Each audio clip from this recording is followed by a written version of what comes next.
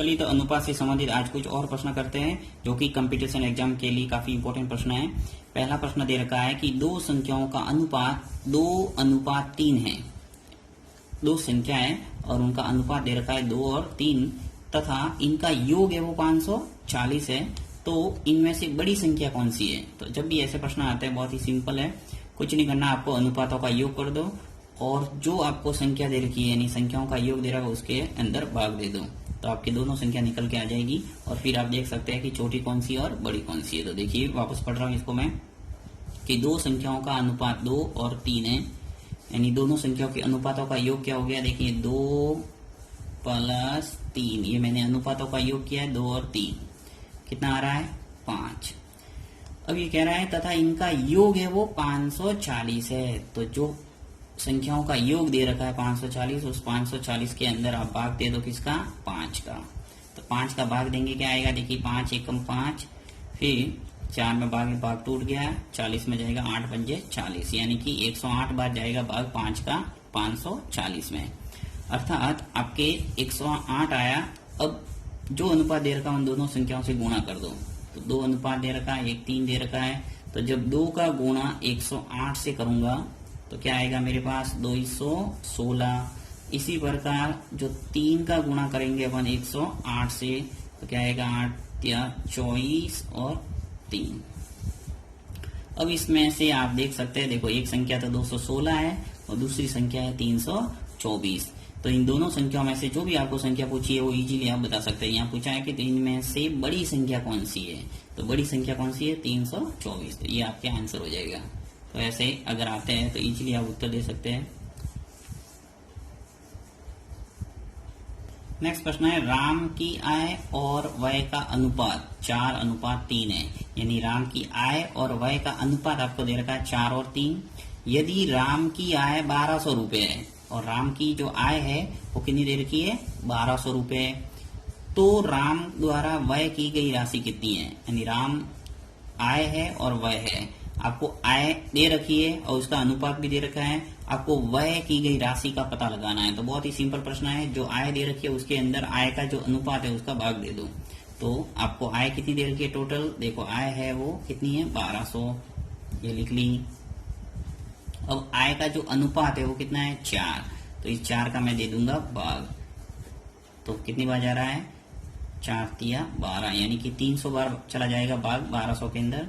अब यहाँ पे अपन आराम से इनका निकाल सकते हैं राम द्वारा व्यय की गई राशि। तो व्यय का अनुपात कितना है? 3। देखिए ये अनुपात दे रखा है, आय पहले है और व्यय है वो बाद में है। देखिए आय अनुपात व्यय, तो आय तो है 4 और व्यय कितना है? 3। तो आपको पूछा क्या है कि राम द्वारा व्यय की गई राशि, यानी व्यय का पूछा है, तो व्यय का अनुपात कितना है? 3। तो 3 का गुणा कर दो इस 300 से, तो आपके उत्तर आ जाएगा 900, यानी व्यय की गई राशि कितनी है? 900। अर्थात देखिए वापस अपन चेक करना चाहते हैं, चेक कर सकते हैं कि 300 आया था, अब 300 का गुणा 4 से करेंगे तो क्या आएगा? 1200, और ये 3 × 3 कितने आ गए? 900। तो यही तो अनुपात है। देखो 2 0 से 2 0 कैंसिल हो गए, तो 12 और 9 अनुपात आ गया। अब वापस इसको सरल करेंगे तो आ जाएगा 4:3। 3 का भाग दोनों में जा रहा है, 3 बार गया और 4 बार गया। तो इस ढंग से अगर प्रश्न आते हैं तो कंसेप्ट क्लियर होना चाहिए, तो आपकी बिल्कुल गलत नहीं होगा उत्तर। नेक्स्ट दे रखा है कि दो संख्या 2:3 में के अनुपात में है, यदि इनका योगफल 430 है तो इनका अंतर कितना है? आपको दो संख्या दे रखी है, अनुपात दे रखा है और उसका योगफल दे रखा है, दोनों संख्याओं का योगफल मान लो क्या दे रखा है? 430। तो इनका अंतर कितना हुआ, यानी जो संख्या बड़ी और छोटी में बीच में डिफरेंस कितना है वो आपको पता लगाना है।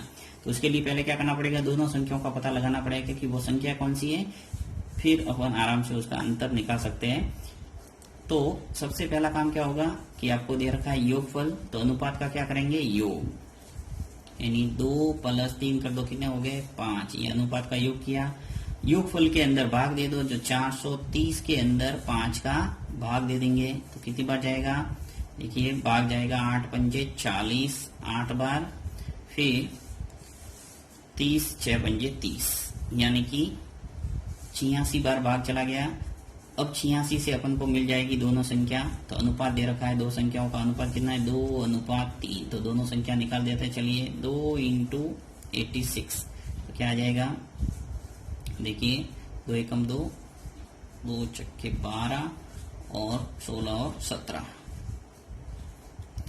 इसी प्रकार 3 का गुणा कर दो 86 से, तो 6 × 18, 1 24 और 1 25, 258 और 172। ये आपकी संख्या निकल के आ गई दोनों। अब आपको पूछा क्या है, इनका अंतर। तो बड़ी संख्या में से छोटी संख्या घटा दो तो आपके अंतर आ जाएगा।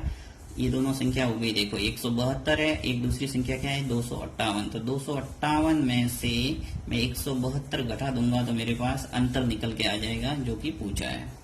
तो घटा दो, 8 में से 2 गए 6, 15 में से 7 गया तो क्या बचा 8, और 1 में से 1 गया 0, यानी 86। क्या आएगा 86, इनका अंतर हो गया। अब देखो एक तरीका तो यह था कि अपन ने बड़ी संख्या में से छोटी संख्या घटा दी तो अपन को अंतर मिल गया 86।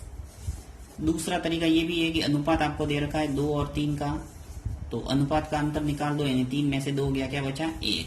अब 1 का गुणा इस 86 से करेंगे तो भी आपको सीधा ही आपको आंसर आ जाएगा 1 × 86। तो ये आ जाएगा अंतर 86 का। तो ये तरीका भी अपना सकते हैं। चौथा प्रश्न है कि 675 रुपए को ए और बी में 5:4 के अनुपात में विभक्त कीजिए। यानी आपको कुल रकम दे रखी है, उसको ए और बी के 5 और 4 के अनुपात में ए और बी को बांटना है। तो सिंपल सा ऐसा प्रश्न जब भी आता है आपको अनुपातों का योग करना है। तो देखिए किसको, जैसे ए का भाग निकालना है, ए का भाग।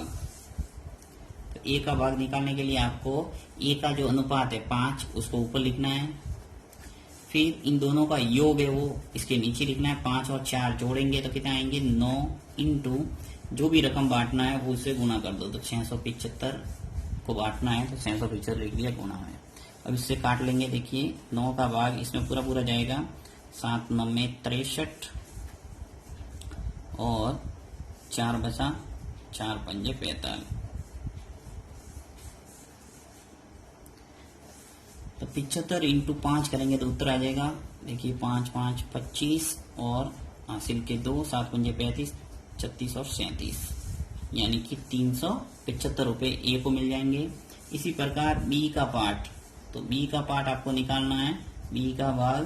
तो इजीली आप घटा भी सकते हैं, देखो 675 में से 375 घटा देंगे तो आपके 300 हो जाएगा। और ऐसे भी आ जाएगा, देखिए कैसे, 4/909 अनुपातों का योग 9 आ गया, और ये 4, क्योंकि बी का अनुपात क्या है 4 × 675। ऐसे कैसे, 675 अपन को बांटने हैं। अब 9 का भाग जा रहा है इसके अंदर पूरा पूरा 75 बार, अभी अपन ने देखा है। और फिर 75 का गुणा 4 से करेंगे तो क्या आएगा 300। देखिए 4 का गुणा करेंगे, 4 × 5 = 20, हासिल के 2, 28, 29, 30, यानी कि 300। तो अर्थात आपके ये दोनों का भाग आ गया। अब जो जोड़ेंगे तो दोनों वापस आने चाहिए 675। देखिए 5, 7 और 6। तो इस ढंग से आप जांच भी कर सकते हैं वापस उत्तर की। 5वां प्रश्न, यदि कोई संख्या 32 से उतनी बड़ी है जितना कि वह 74 से छोटी है तो वह संख्या क्या है। तो ऐसे मामलों में हमेशा जब भी आपको ऐसा प्रश्न होता है उन दोनों संख्या को जोड़ना और 2 का भाग देना है तो वो संख्या आपको मिल जाएगी। तो वापस पढ़ रहा हूँ, देखिए क्या है कि यदि कोई संख्या 32 से उतनी बड़ी है जितना कि वह 74 से छोटी है तो वह संख्या क्या है। तो सिंपल सा प्रश्न है, पहली संख्या ले लो प्लस दूसरी संख्या, इसमें 2 का भाग देना है। तो कितना हो गया, देखिए 6 और ये 106/2 भाग दे देंगे, क्या आएगा 53। और 53 आपके आंसर हो गया। अब 53 वो संख्या है जो 32 से उतनी बड़ी है जितनी 74 से वो छोटी होगी। तो देखिए जांच करना है वापस, तो कैसे करेंगे, 53 में से घटा दो 32, क्या आ जाएगा 1 और ये 2, यानी कि 21 आ रहा है। इसी प्रकार 74 में से वापस घटा दो 53, तो क्या आएगा 1 और 2, यानी 21 अंतर बराबर आ रहा है। ये स्पष्ट कह रहा है कि उतनी बड़ी होगी जितनी की छोटी होगी। तो 21 बड़ी है और 21 संख्या ही छोटी है, अर्थात आंसर कितना है 53। छठा प्रश्न है कि राम और मोहन के भागों में 3:2 का अनुपात है। यदि राम का भाग मोहन के भाग से 800 अधिक हो तो मोहन का भाग कितना है। यानी आपको राम और मोहन का भाग दे रखा है, तो देखिए लिख लो राम, ये हो गया मोहन। आपको राम और मोहन का अनुपात दे रखा है 3:2। अब कह रहा क्या प्रश्न है कि यदि राम का भाग मोहन के भाग से 800 अधिक है, यानी जो ये राम का भाग है वो मोहन के भाग से 800 अधिक है, यानी इन दोनों का डिफरेंस है वो कितना है 800 है। तो 3-2 कर दो, 3-2 करेंगे तो क्या आएगा 1। इस 1 का भाग आपको 800 में देना है, यानी 800/1 क्या आ जाएगा 800।